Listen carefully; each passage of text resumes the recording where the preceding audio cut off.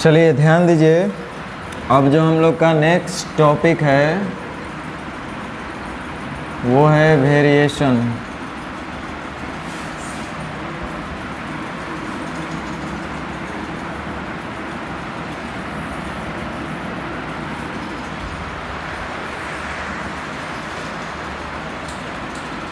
ये मेनली आपका सीडीएस में इससे अक्सर क्वेश्चन रहेगा। सीडीएस के एग्ज़ाम में आपका जो कैट का एग्ज़ाम होता है उसमें रहता है,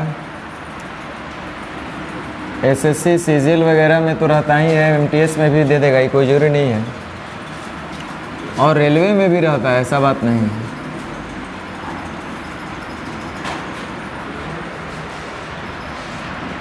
तो ये भी बहुत इम्पोर्टेंट है। देखिए वेरिएशन को हिंदी में हम लोग विचरण बोलते हैं।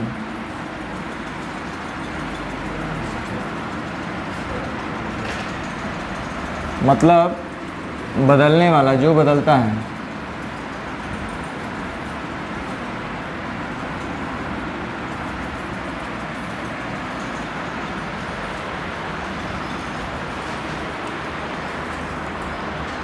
हम लोग को यहाँ मेनली 3 चीज़ पढ़ना है वेरिएशन में।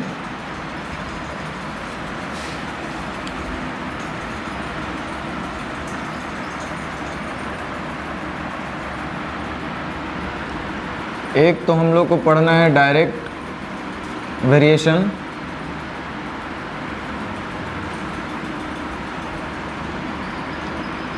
दूसरा हम लोग को पढ़ना है इनडायरेक्ट अर्थात इन्वर्स वेरिएशन, और तीसरा हमको पढ़ना है ज्वाइंट या कंबाइंड वेरिएशन। ज्वाइंट और कंबाइंड वेरिएशन में थोड़ा सा का अंतर है, वो भी हम बता देंगे। तो हम बात करते हैं कंबाइंड वेरिएशन का।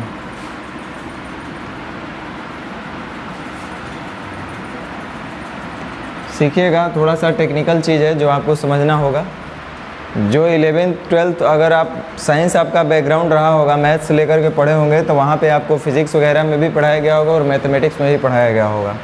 लेकिन जो 11th 12th मैथ्स बैकग्राउंड जिनका नहीं होगा, तो उनको थोड़ा सा ये नया लगेगा कि ऐसा क्या हो रहा है। तो आप इजी वे में अगर नहीं भी कुछ भी नहीं पढ़े तब वो समझ सकते हैं, कोई दिक्कत नहीं है, बहुत आसान चीज़ है, इसके लिए कोई एक्स्ट्रा दिमाग नहीं रखना है। सबसे पहले हम लोग बात करते हैं डायरेक्ट वेरिएशन। देखिए हिंदी में इसको क्या बोलेगा,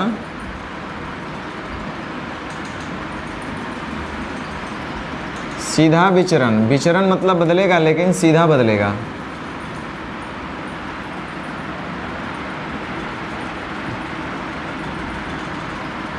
या समानुपाती बोलेगा, या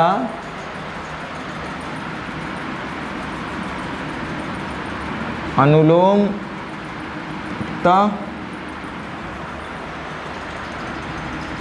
परिवर्तित, मतलब सीधा परिवर्तन हो रहा है, अनुलोमतः परिवर्तन हो रहा है, मतलब सीधा विचरण हो रहा है, सीधा बदल रहा है। मतलब जनरली यही सब यूज आपसे करेगा वर्ड। उसी तरह से इन्वर्स वेरिएशन को क्या बोलेगा,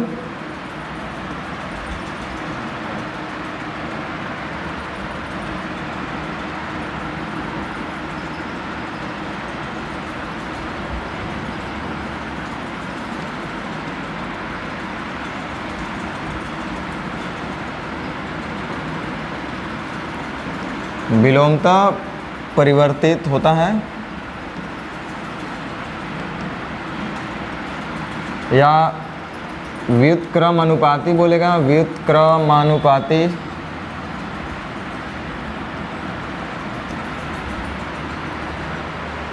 या विलोम अनुपाती भी बोल सकते हैं।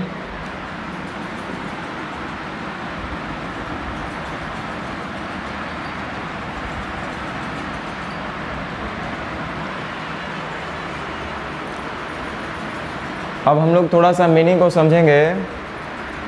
हमने अभी बात किया है कि जो वेरिएशन होता है वो 3 तरीके का होगा, डायरेक्ट, इन्वर्स और कंबाइंड। तो डायरेक्ट वेरिएशन क्या है, इन्वर्स वेरिएशन क्या है, कंबाइंड वेरिएशन क्या है, इसको हम लोग थोड़ा सा अब समझेंगे। सबसे पहले हम बात करते हैं डायरेक्ट वेरिएशन का।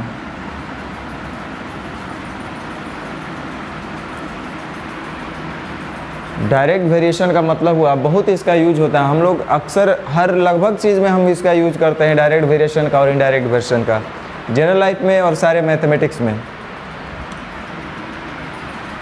जैसे अगर हम आपसे बोलेंगे, ध्यान दो इधर, अब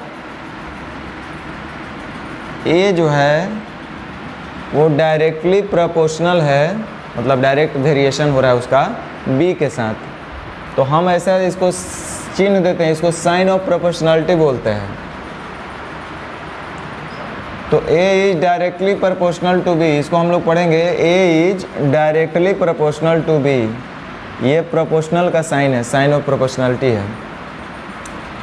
ए जो है बी से सीधा विचरण करता है, तो ऐसा हम लोग इक्वेशन लिखेंगे। मैथमेटिक्स में बहुत साइन होता है, जैसे आप बराबर का चिन्ह पढ़े होंगे, greater than, less than, equal to वगैरह वगैरह, ऐसा बहुत सारा अप्रोक्सीमेशन, बहुत सारा चीज़ हम लोग पढ़े हैं, उसी में से ये है एक साइन ऑफ प्रोपोर्शनलिटी भी। तो हम ये साइन ऑफ प्रोपोर्शनलिटी लिखे हैं, हम इसको ऐसे रीड करेंगे कि A is directly proportional to B. तो A is directly proportional to B,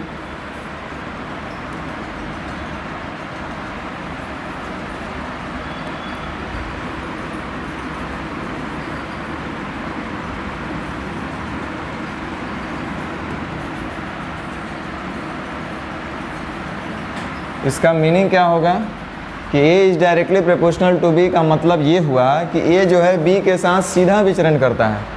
सीधा विचरण करने का मतलब हुआ कि जो चेंजेस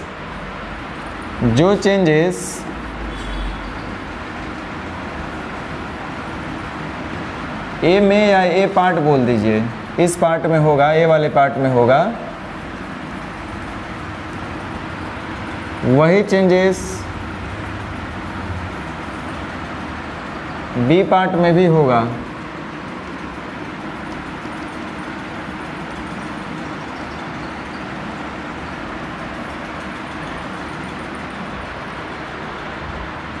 जो चेंजेस ए पार्ट में वही चेंजेस बी पार्ट में, मतलब क्या बोलना जा रहा है, मैथ में चेंजेस क्या होता है, जोड़ घटाव गुना भाग, है ना, कम ज़्यादा।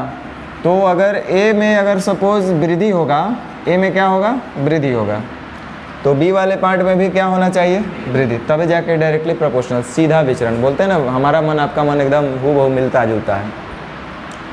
या तो अगर हम ऐसा बोलें कि ए में जब कमी होगा तो बी में भी कमी होगा, ठीक है, बी में कमी होगा तो ए में कमी होगा, बी में वृद्धि होगा तो ए में वृद्धि होगा, यही इसका मीनिंग हुआ।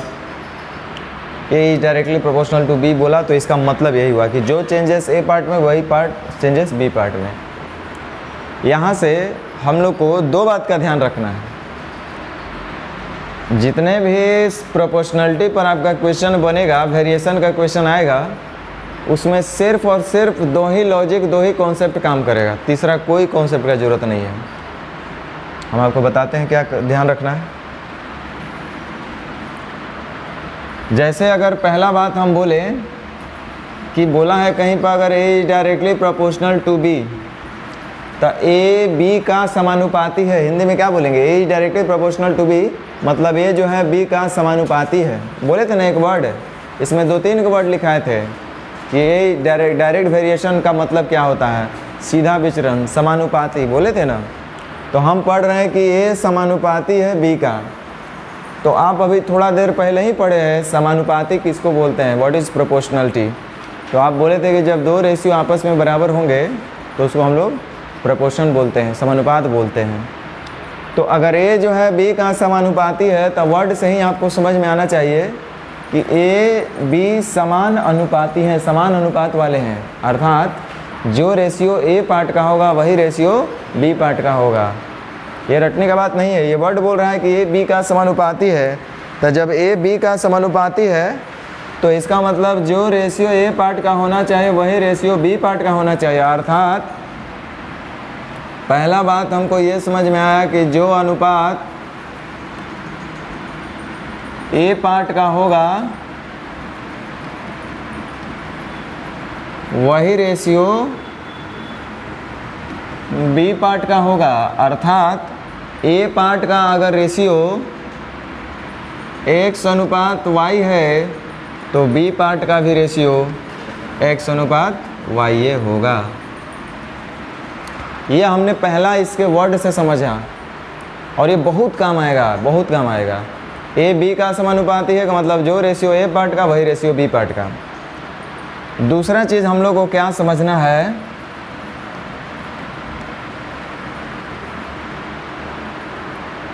छापते चलिए। दूसरा चीज़ हमको क्या समझना है कि अगर कहीं लिखा है A is directly proportional to B,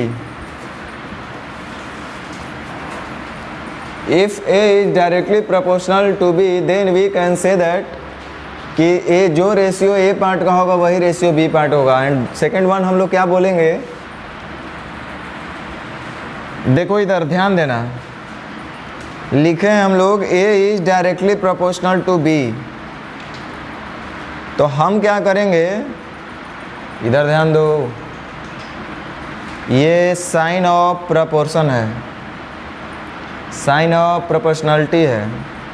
sign of proportionality को हटा देना, हमको क्या करना है, तो ऐसे नहीं हटता है, इसको हटाइएगा, एक वो जाएगा दो को लेकर भेजेगा उधर से, मतलब ये मंत्री है, एक वही गया कि पता चला दो सैनिक भेज देगा यहाँ पे। तो ये जब हटेगा, देखो साइन ऑफ प्रोपोर्शनलिटी जब हटेगा तो बदले में दो चीज़ आएगा, एक तो बराबर और दूसरा कोई कांस्टेंट टर्म मान लेते हैं कि वह के है। प्रायः कांस्टेंट को हम लोग के से डिनोट करते हैं, you can also denote it by X Y Z whatever you think, कुछ भी आप कर सकते हैं। तो हमने के से इसको डिनोट किया जैसा कि ऑलवेज हम लोग करते हैं, और फिर जो जैसा था वैसा हमने छोड़ दिया, बी था हमने बी को रहने दिया। तो साइन ऑफ प्रोपोर्शनलिटी को हटाइएगा तो दो चीज़ आएगा बदले में, बराबर और कांस्टेंट। तो बराबर और कांस्टेंट आएगा, साइन ऑफ प्रोपोर्शनलिटी जाएगा। या इसका उल्टा भी तो हम बोल सकते हैं ना कि अगर बराबर और कांस्टेंट लगा हुआ है, इसको हटाना होगा तो इस कब हटेगा, जब बदले में प्रोपोर्शनल का साइन आएगा। दोनों बात एक दूसरे के वाइस वर्सा है, उल्टा है।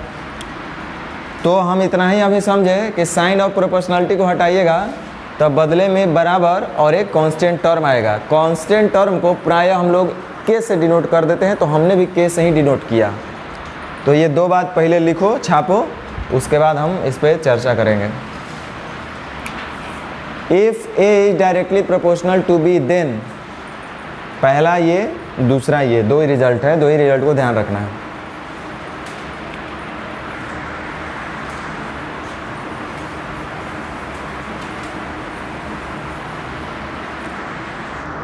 पहला लिखिए, यदि ए बी का समानुपाती है तो जो रेशियो ए पार्ट का वही रेशियो बी पार्ट का। इसका मतलब एक समझे हम। दूसरा मीनिंग हम क्या समझेंगे कि ए डायरेक्टली प्रोपोर्शनल टू बी है तो ए बराबर के बटा बी, या इसको एक स्टेप ऐसा लिख देना कि ए अब बी को इधर हम लेके आ जाते हैं और बराबर के, या इसको और एक स्टेप लिख लो, अभी तो प्रूफ हम करेंगे वो भी कर लेना। a1 बाई b1 बराबर a2 बाई b2। बोलेंगे ये क्या लिख दिया आप, हमको नहीं समझ में आ रहा, समझा देंगे, प्रूफ करके दिखा देंगे, रुक जाओ।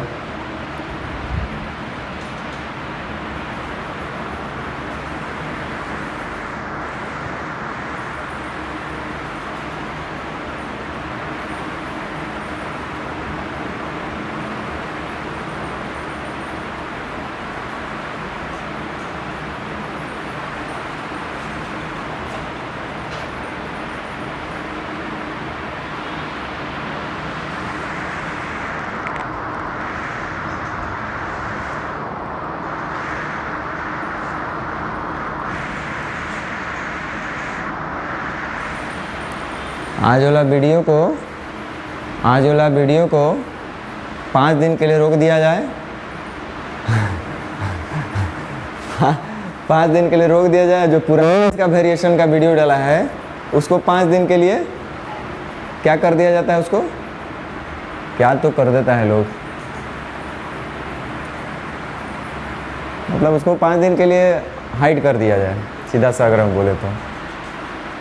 नाजायज़ फ़ायदा उठा रहे हैं लोग इसका। लिख लिए?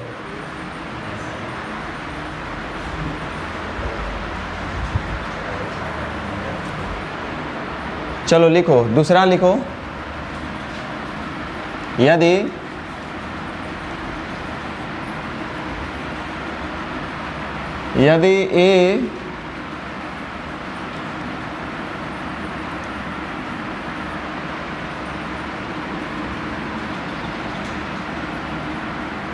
ए बी का व्युत्क्रम अनुपाती है,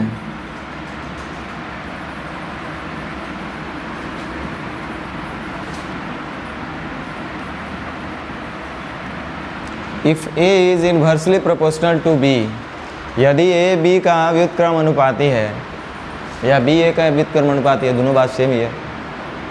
मतलब इन लोग का 36 का आंकड़ा होगा, कभी इन लोग से पटेगा नहीं आपस में।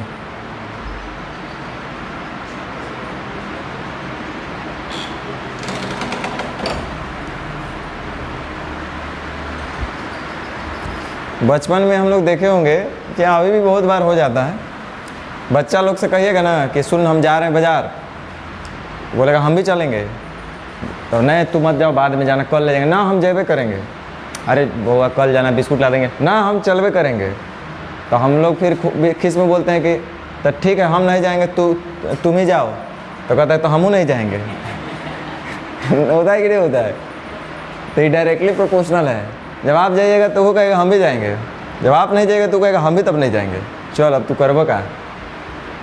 अब इन्वर्सली प्रोपोर्शनल का बात करते हैं। If A is inversely proportional to B, मतलब ए जो है बी का व्युत्क्रम अनुपाती है। नाम से ही पता चल रहा है व्युत्क्रम अनुपात है, उल्टा। आप प्रेम से बात करिएगा, वो खोखुआ के बात करेगा आपसे। देखो साइन ऑफ प्रोपोर्शनल तो यही रहेगा, लेकिन उल्टा है। अगर समानुपाती होता तब तो ठीक है, ये सीधा इन लोग का विचरण हो रहा है, डायरेक्ट प्रोपोर्शन है। लेकिन उल्टा बोल रहा है, इसलिए 1/b इसको ऐसे लिखेंगे। जब कहीं व्युत्क्रम अनुपाती लिखना होगा तो 1/, करके लिखेंगे। जैसे बोला, हम आगे इसमें चर्चा करेंगे, अभी तो सिर्फ थोड़ा सा लिख के हम बताना चाह रहे थे। जैसे बोला कि P जो है Q का व्युत्क्रम अनुपाती है, तो हमने ऐसा लिख दिया। R जो है S का व्युत्क्रम अनुपाती है, तो हमने ऐसा लिख दिया। M जो है N का व्युत्क्रम अनुपाती है, तो हमने ऐसा लिख दिया। तो if A is inversely proportional to B, then we can say that, क्या बोल सकते हैं? पहला बात हम लोग क्या बोलेंगे भाई? अनुपात के केस में हम लोग क्या बोलेंगे? व्युत्क्रम अनुपात है, मतलब जो रेशियो A पार्ट का होगा वही रेशियो। तो फिर समानुपाती व्युत्क्रम अनुपाती में क्या अंतर हुआ? अरे गधा, समानुपाती और व्युत्क्रम अनुपाती दोनों सेम ही रह गया। समान अनुपात का मतलब अनुपात बराबर होना चाहिए, व्युत्क्रम अनुपात का मतलब अनुपात उल्टा होना चाहिए। यहाँ पे जो अनुपात होगा वो उल्टा होगा, अर्थात ए वाले पार्ट का अगर रेशियो x अनुपात y अनुपात z है, तो b पार्ट का रेशियो इसका उल्टा हो जाएगा, 1/x 1/y और 1/z। तब तो बोलेंगे ना व्युत्क्रम अनुपाती है। तो अनुपात के केस में व्युत्क्रम अनुपाती में उल्टा अनुपात होगा एक दूसरे का। दूसरा बात,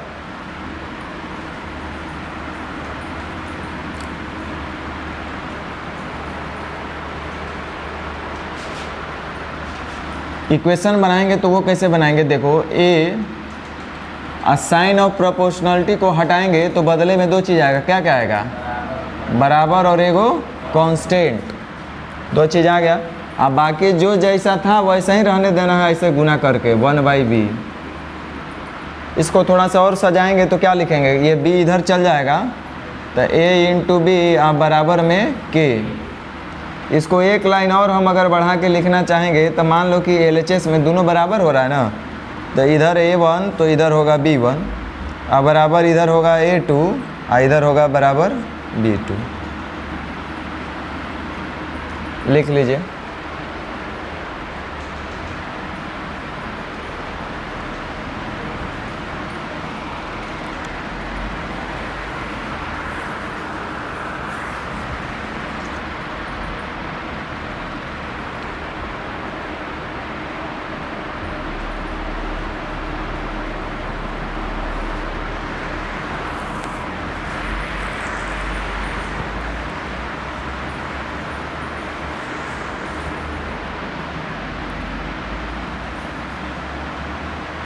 यदि ए बी का व्युत्क्रमानुपाती है तो रेशियो के केस में अनुपात इनका उल्टा होगा और इक्वेशन के केस में ऐसा इक्वेशन बनेगा इनका।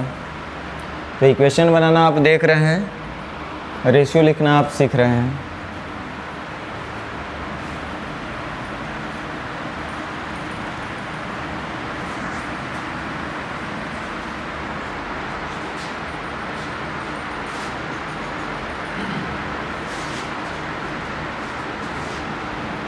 हो गया?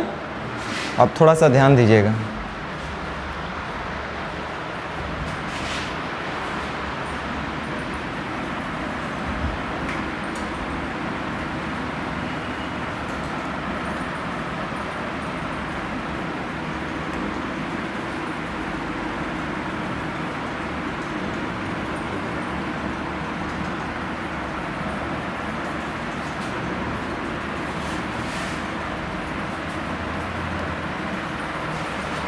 व्हाट इज़ के इन प्रोपोर्शनैलिटी?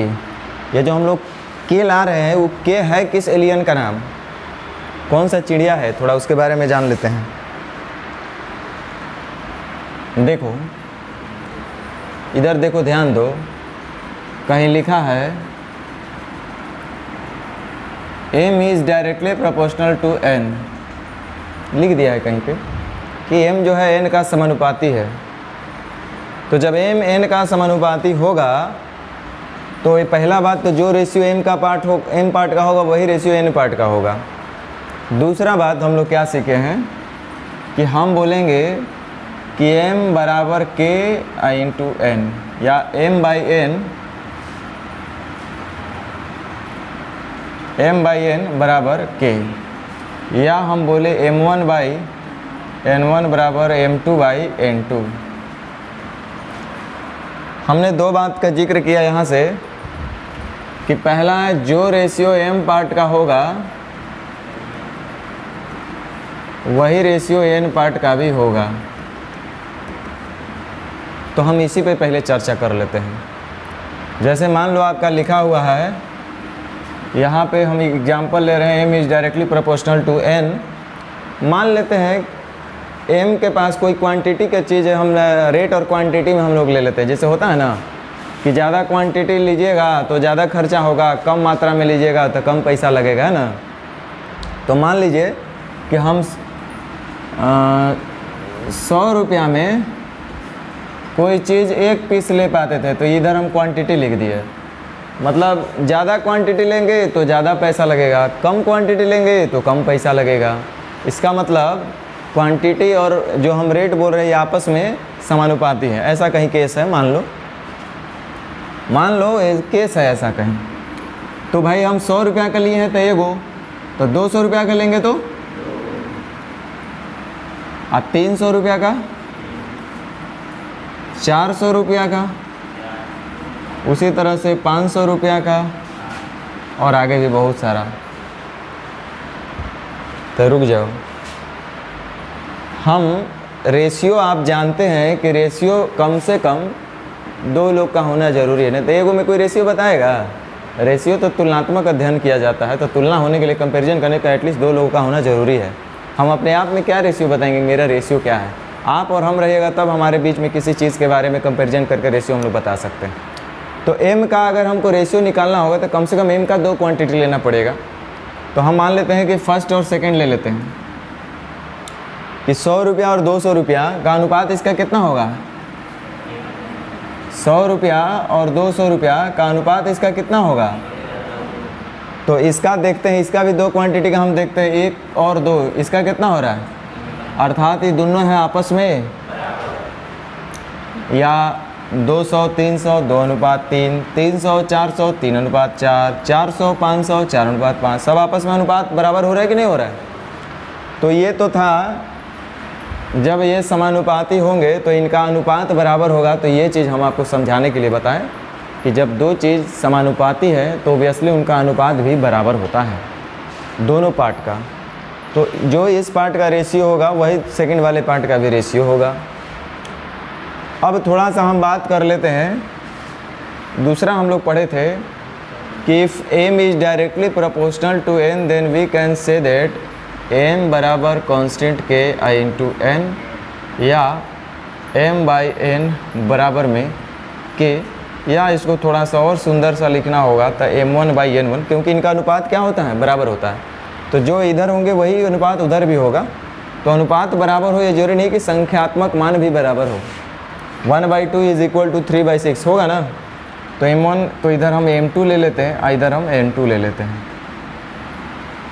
अब थोड़ा इस पे चर्चा कर लेते हैं, ये कैसे होगा भाई। देखो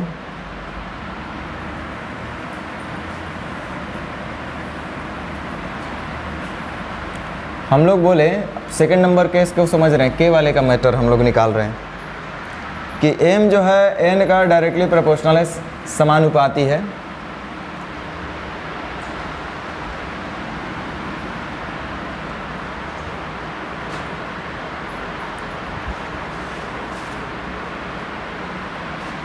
मान लीजिए m और n कोई दो राशि होगा और हम मान लेते हैं कि इधर इसका जब 4000 रुपया होगा तो इसका वैल्यू n वाले का 1000 रुपया होगा, ऐसा हम मान लेते हैं। और ये दोनों आपस में समानुपाती हैं, तो एक का वैल्यू 4000 दूसरे का 1000 है, और ये आपस में समानुपाती हो रहे थे, या इससे भी चल सकते थे। तो ये अगर 8000 रुपया होगा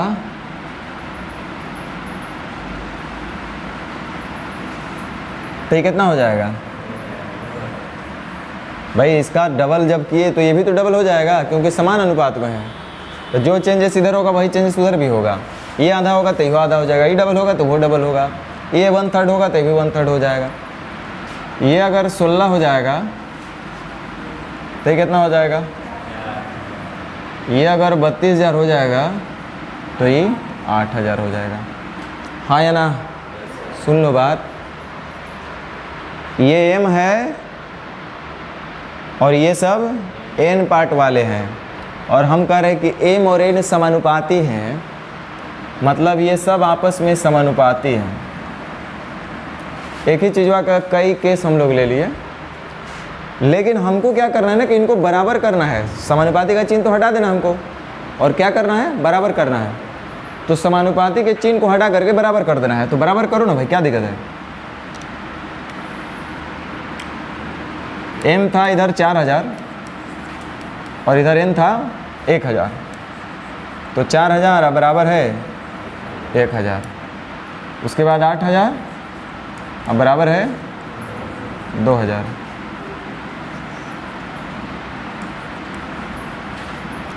इधर है 16000 अब बराबर है 4000, इधर है 32000 और इधर बराबर है 8000।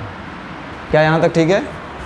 अच्छा एक बात बताओ, आपको खुद अपने आप में महसूस हो रहा होगा कितना बड़ा जाहिल आदमी है हम लोग, कि 4000 बराबर लिख रहे हैं 1000। कभी बराबर हो सकता है 4000 और 1000 आपस में बराबर है? 8000 और 2000 ये आपस में बराबर है? 16000 4000 32000 8000 ये आपस में बराबर है? नहीं है।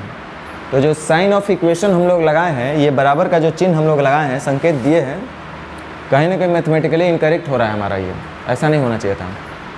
ये बराबर नहीं है। बराबर कब होगा बताओ,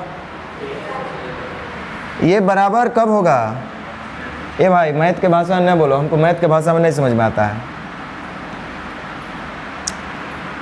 ये बराबर कब होगा ये बताओ हमको।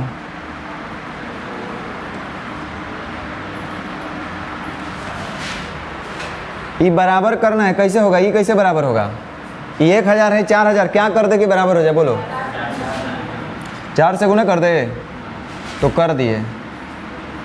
इसको ये बराबर करना, इसको क्या करें? अच्छा इसको भी 4 से गुना करें, इसको क्या करें? इसको क्या करें? यहाँ तक कोई दिक्कत? तो अब तो बराबर हो गया ना। लेकिन पता है ये संख्या में था तो आप बोल दिए कि सर एक 4 से गुना कर दीजिए। एक्स वाई होता, जेड होता, एम होता, एन होता, तो आप कैसे बोलते कि 4 से करिए कि 2 से करिए? नहीं ना कर समझ पाते। तो ये जो आपको जो चिड़िया आपको जो दिख रहा है, ये 4 4 4 4, इसी चिड़िया का नाम है कांस्टेंट टर्म। कांस्टेंट मतलब जो कभी नहीं बदले, जो समान हो, जो बदलने वाला नहीं हो। तो यह कांस्टेंट वह टर्म है जो सभी जगह समान है कि नहीं है। तो ये जो 4 है, इस 4 का यहाँ पे क्या नाम दिया गया है, कांस्टेंट। समझ गए। तो कांस्टेंट वह वैल्यू होता है जो LHS और RHS के इक्वेशन को बराबर करने के लिए, मतलब एक वैल्यू होता है, ठीक है, जो कि LHS और RHS को बराबर करने के लिए प्रयोग करते हैं हम लोग। यही था आपका ये कांस्टेंट टर्म। तो आप खुद बताओ कि प्रोपोर्शनलिटी का साइन हटेगा तो खाली बराबर आना चाहिए, नहीं आना चाहिए। उसके बदले कोई कांस्टेंट टर्म होगा तब जाके यहाँ पर उससे बराबर हो सकता है ना। लेकिन कुछ ऐसा भी शातिर बच्चा होगा जो ये दिमाग में तुरंत बैठा दिया होगा कि सर ये ज़रूरी है कि M 4000 तो ये क्या हज़ार होगा। ऐसा भी तो हो सकता है कि M 4000 तो ये हो 4000, लो तो ये 8000 तो ये हो जाएगा, ये 16000 तो ये होगा।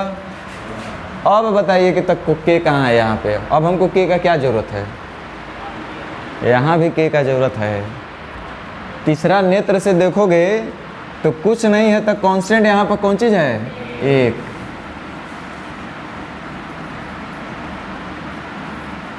ठीक है, तो यही है कांस्टेंट। कुछ छापना है तो छाप लीजिए, नहीं तो आगे हम बढ़ेंगे। अब आगे बढ़ें, चलिए। तो एक बार शॉर्ट में हम अभी बोल देते हैं।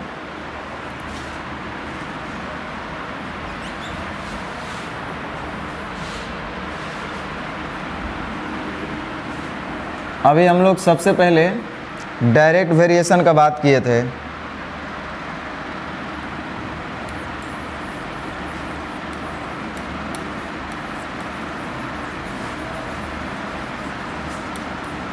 इसमें आपको बताया गया था कि यदि A B का समानुपाती है तो इक्वेशन इसको ऐसा लिखेंगे।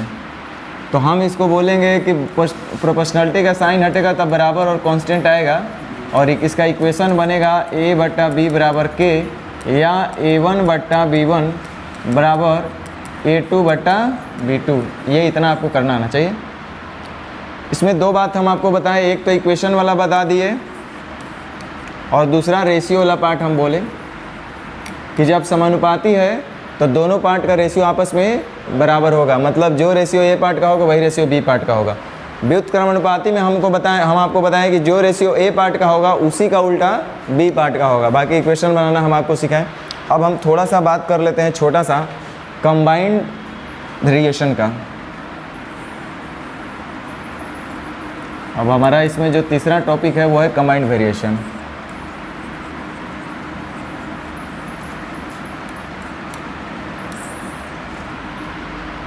ज्वाइंट वेरिएशन एक वर्ड आता है तो वो बोल ही देते हम। देखो,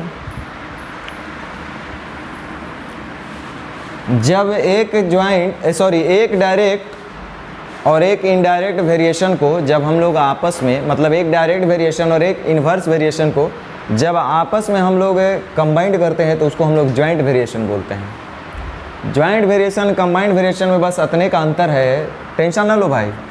एगो हम डायरेक्ट वेरिएशन का एग्जांपल ले लेते हैं, A is directly proportional to B। एक हम इन्वर्स वेरिएशन का एग्जांपल ले लेते हैं, A is inversely proportional to C।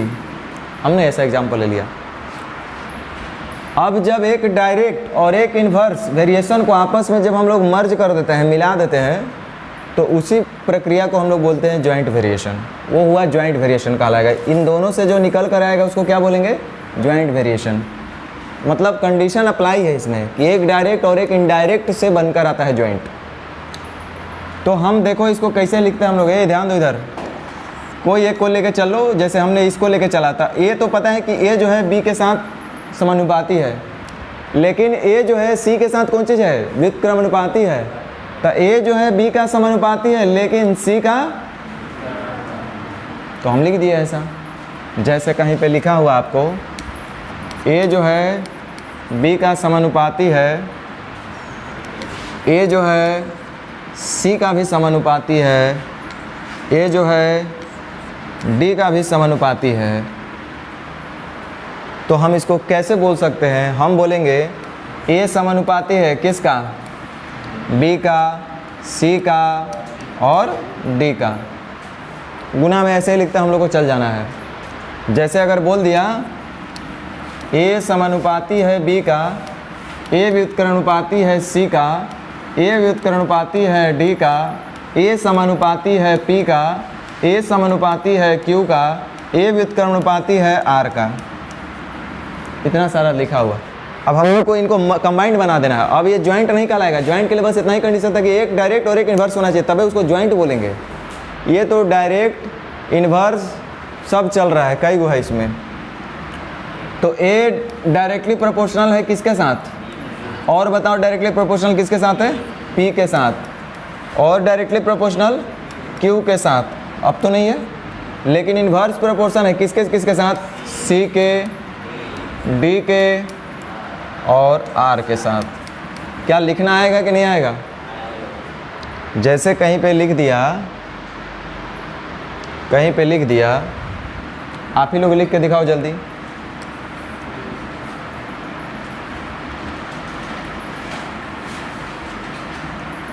P समानुपाती है Q का,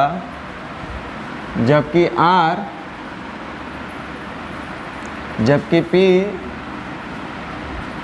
व्युत्क्रमानुपाती है R का, और P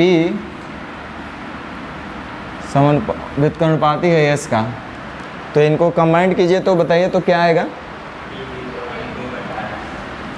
क्या आया है बताओ?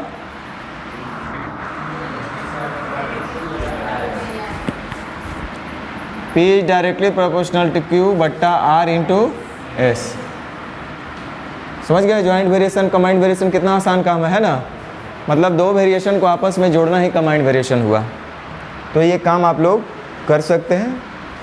अब मेनली हम लोग को क्वेश्चन करना है। दो बात आपको समझाए हैं, दोनों बात यदि आपको समझ में आया है तो ठीक है, हम लोग आराम से कर सकते हैं। पहला बोले थे कि डायरेक्ट वेरिएशन में क्या होता है, तो भैया डायरेक्ट वेरिएशन का मतलब कि ए डायरेक्टली प्रोपोर्शनल टू, अगर कहीं पे बी लिखा हुआ, मतलब यहाँ से दो बात समझना है। पहला तो उनका अनुपात बराबर होगा, और दूसरा उनका इक्वेशन बनाना हम सिखाए हैं। तीसरा, यदि बोला कि ए जो है बी का व्युत्क्रम अनुपाती है, इन्वर्स प्रोपोर्शनल है, इसका मतलब उनका अनुपात जो है विलोम होगा, उल्टा होगा, और साथ ही साथ उनका इक्वेशन तो हम बनाना आपको सिखाइए दिए हैं। इक्वेशन में इतने ध्यान रखना है कि साइन ऑफ इक्वेशन हटेगा, सॉरी साइन ऑफ प्रोपोर्शन हटेगा, तो साइन ऑफ इक्वेशन लाने के लिए साथ साथ एक कांस्टेंट टर्म ही लाना पड़ेगा। अब चलो कुछ क्वेश्चन हम लोग करते हैं इस पे आधारित। और अब मेरे यहाँ वेरिएशन नहीं सीख पाओगे तो धरती पे कभी नहीं सीख पाओगे इस उम्र में। देखो, जैसे जैसे बोलेगा वैसे वैसे करेंगे, कोई दिमाग नहीं लगाएंगे। बिना दिमाग का ये चीज़ है, इसीलिए हम बोले दिमाग लगाने वाला रहता तो दिमाग लगाते हैं। एक्स जो है, एक्स वाई के वर्गमूल के व्युत्क्रम के अनुसार विचरित होता है, बदलता है। मतलब बोल रहा है X is inversely proportional to the square root of Y. चलो उससे पहले हम आप ही लोग से पूछ लेते हैं। अगर कहीं लिखा ए बी के वर्ग का समानुपाती है, तो ए जो है बी के वर्ग का तो समानुपाती है, तो ऐसा ही लिखेंगे ना। अगर बोलता ए जो है बी के वर्गमूल के समानुपाती है, तो ए जो है बी के वर्गमूल के समानुपाती है। ए जो है बी के वर्गमूल के समानुपाती है, तो ऐसे लिखेंगे ना। अगर बोलेगा ए जो है बी के घनमूल के व्युत्क्रम अनुपाती है, ए जो है बी के घनमूल के व्युत्क्रम अनुपाती है, तो ऐसा ही लिखेंगे ना। बोलो,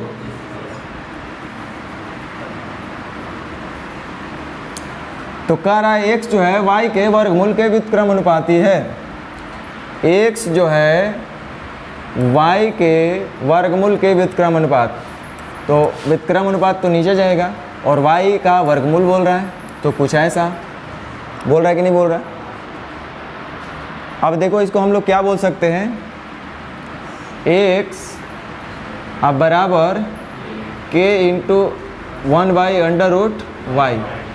या इसको और हम ऐसा लिख सकते हैं x into under root Y बराबर के का मतलब हुआ समान बराबर कि जो LHS में होगा वही RHS में होगा। कहने का मतलब ये हुआ कि इधर अगर x1 into under root y1 होगा तो इधर x2 अंडर रूट y2 होगा। सुन लो, एक वो इक्वेशन है और 4 इसमें वेरिएबल दिख रहे हैं, x1 y1 x2 y2, total कितने वेरिएबल हुए? तो 4 गो में से जब तक 3 गो नहीं देगा तो हमको चौथा निकलेगा। दूरी बराबर चाल गुने समय, तो इसमें से जब तक 2 गो नहीं दिया रहेगा तो तीसरा निकलेगा। दूरी और चाल देगा तो समय पता होगा, चाल और दूरी दिया रहेगा तो समय पता होगा, चाल और समय दिया रहेगा तो दूरी पता होगा, है कि नहीं? तो देख लो 4 गो वेरिएबल है, एक गो इक्वेशन है, तो एक मतलब 3 गो कम से कम ज्ञात राशि होगा तब चौथा निकलेगा। तो यहाँ पे देख लो 3 गो दिया हुआ है, 81, 9, 9 और चौथा आपसे पूछा जा रहा है। तो फिल इन द ब्लैंक्स तो खाली भरना और करना कौन चीज़ है। कह रहा है जब y बराबर 81 तो x बराबर 9 है। जब y का मान 81 है तो x का मान कितना है? एक तरफ फिलिंग द ब्लैंक्स पूरा हो गया, अब दूसरे तरफ चलो। तो कह रहा है जब y बराबर 9 होगा तो जाहिर सी बात है हम x बराबर बता ही सकते हैं, नहीं बता सकते हैं। यहाँ से 9 हो जाएगा बाहर तो 9 9 81 और 9 से बाहर आएगा 3, 27 3 81, यानी x का मान कितना? नहीं समझ में आया?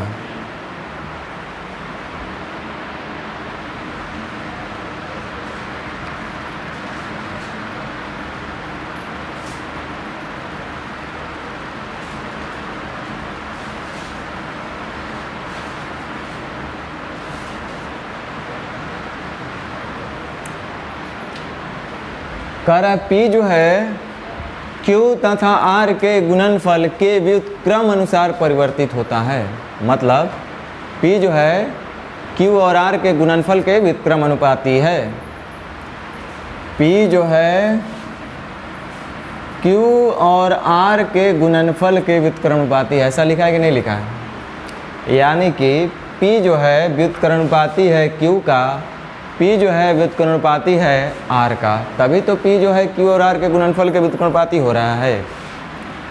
चलिए यहाँ से आप लोग इक्वेशन बनाना सीखे होंगे, हम तो डायरेक्ट अभी नहीं लिख रहे हैं डर से, लेकिन चलिए कोई बात नहीं। समानुपाती का चिन्ह हटेगा तो बदले में 2 गो आएगा बराबर और कांस्टेंट, और फिर जो जैसा था वैसे ही गुना के रूप में रहने दीजिएगा। तो यहाँ से होगा PQR बराबर कांस्टेंट, और कांस्टेंट का मतलब जो बात LHS में वही बात RHS में। तो देख लो 3 वेरिएबल इधर होगा तो 3 वेरिएबल उधर भी होगा, यानी टोटल 6 गो वेरिएबल हो जाएगा।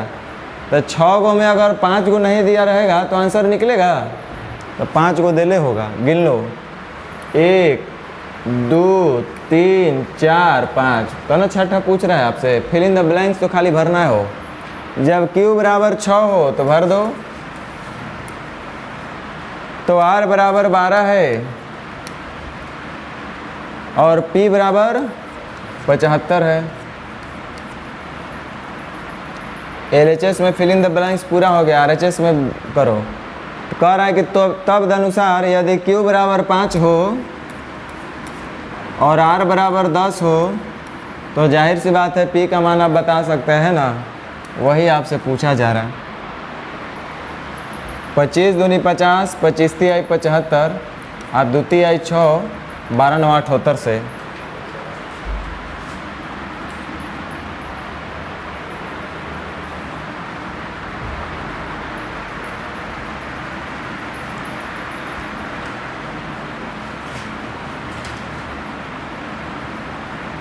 चलिए बनाइए जल्दी से आप लोग, 4 नंबर हमको बना के दिखाइए।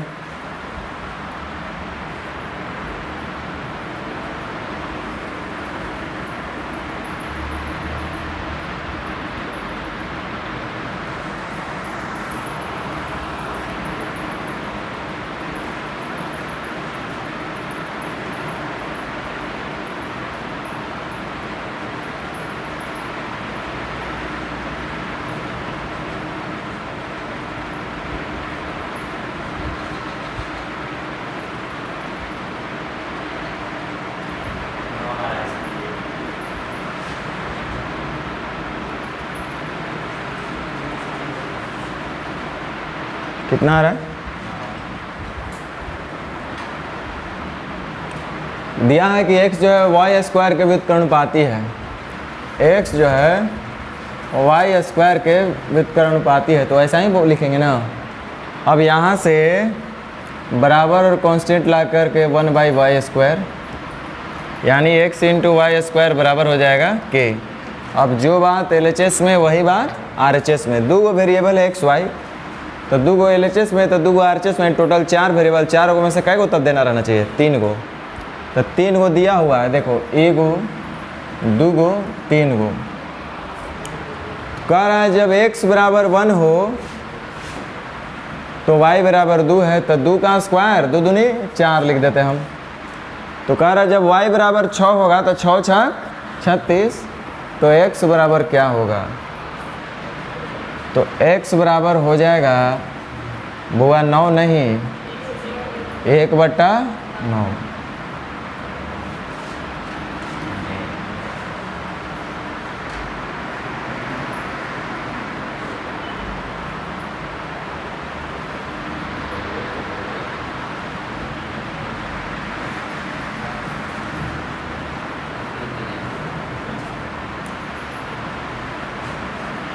चलिए 5 नंबर बताइए।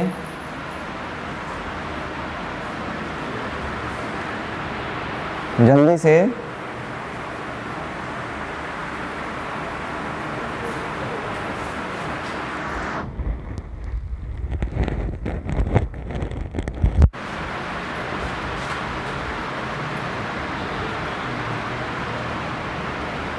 आ गया।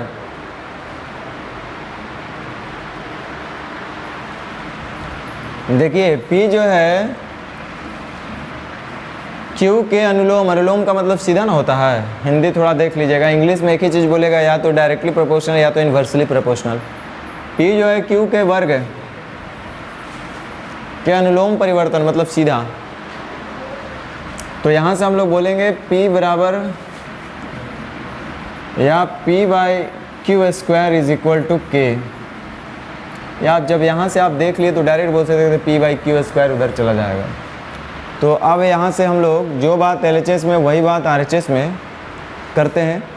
तो फिल इन द ब्लैंक्स भरेंगे, तो 2 गो इधर वेरिएबल दिख रहा है तो 2 गो उधर, 4 वेरिएबल। तो कह रहा है P बराबर 1 है, तो P बराबर 1 है, तो Q बराबर 2, तो 2 का स्क्वायर 4। तो कह रहा है यदि Q बराबर 6 हो तो Q बराबर 6 का मतलब 6 6 36, तो P बराबर क्या हो गया, ये निकालना था। तो 4 9 36, कितना होगा 9। चलिए जल्दी से 6 नंबर बनाइए।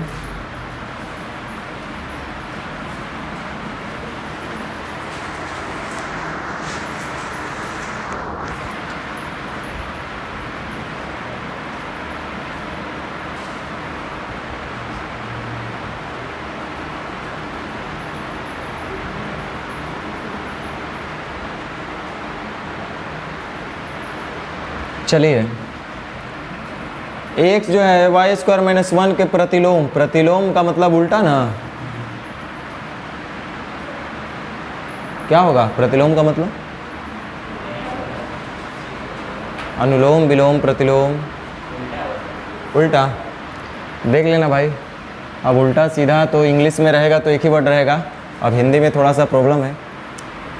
x जो है वाई स्क्वायर माइनस 1 के उल्टा जो है विचरित करता है, इन्वर्सली प्रोपोर्शनल है, तो हम लोग बोलेंगे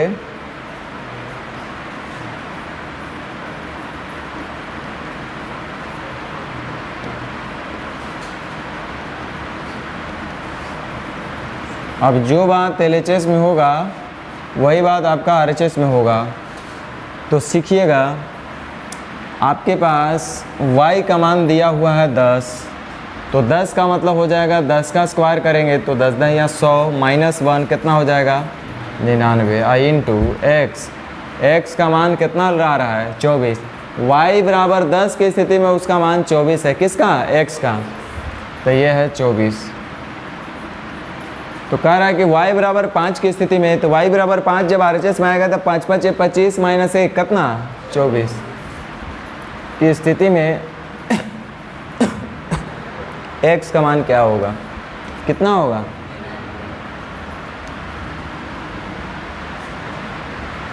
तो बना लीजिएगा इस टाइप से।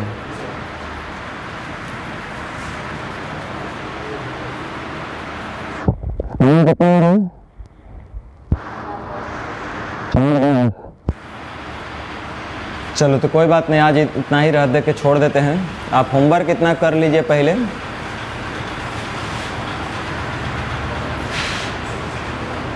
रुको एक क्वेश्चन बना देते हैं, रुको रुको रुको रुको।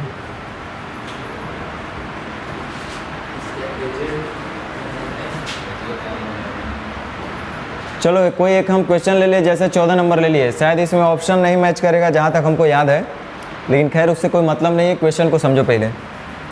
कह रहा है किसी निश्चित दूरी को तय करने में रेलगाड़ी जो है चाल लगने वाले समय के व्युत्क्रमानुपाती है। कह रहा है कि किसी निश्चित दूरी को तय करने वाली रेलगाड़ी की चाल जो है वो उसमें जो समय होगा वो उसका व्युत्क्रमानुपाती होगा। कह रहा है कि रेलगाड़ी का जो चाल है, रेलगाड़ी की जो चाल है वो लगने वाले समय के व्युत्क्रमानुपाती है, ऐसा क्वेश्चन बोला है। चाल जो है समय का क्या बोल रहे हैं, व्युत्क्रमानुपाती। तो चाल को हम v मान लेते हैं जनरली। देखिए v और s से ही हम प्रायः स्पीड को डिनोट करेंगे, तो हम v से ही डिनोट करेंगे, यहाँ पे s से भी कर सकते हैं। तो रेलगाड़ी की चाल जिसको हम v मान लेते हैं, समय जिसको हम t मान लेंगे, उसका व्युत्क्रमानुपाती है। तो रेलगाड़ी की चाल लगने वाले समय का व्युत्क्रमानुपाती, यानी कि समय जो है उसके चाल का व्युत्क्रमानुपाती है, या तो चाल जो है उसके समय का व्युत्क्रमानुपाती है। बात तो सेम है। हम आपके उल्टा हुए चाहे आप हमारे उल्टा हुए। कह रहा है यदि इतना, चलिए तो पहले यहाँ से इक्वेशन बना लिया जाए। यहाँ से इक्वेशन बनेगा यानी कि t into V is equal to K. तो जो बात LHS में वही बात RHS में। तो कह रहा है यदि 50 किलोमीटर प्रति घंटा की चाल से चलने पर, चाल इधर कितना दिया हुआ है 50 किलोमीटर प्रति घंटा, अब एक समय हमको मिल जाए तो कितना समय लग रहा है 9 घंटा। तो कह रहा है कि वही दूरी से 4 घंटे में तय करने के लिए उसका स्पीड क्या होगा जो हमको नहीं पता। 2 दूनी 4, 2 25 50, 25 नवा 225, 225 बट्टा 2। अगर 200 बट्टा 2 होता तब तो 100, आप 25 और यानी कि 12.5 112 ऑप्शन में नहीं है ना। तो कहीं या तो डेटा में कुछ गड़बड़ है।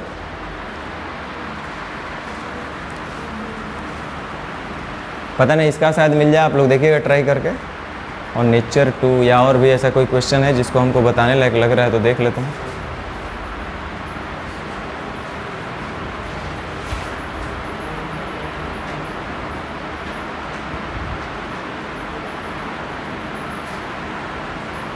चलिए ठीक है, ट्राई कीजिएगा।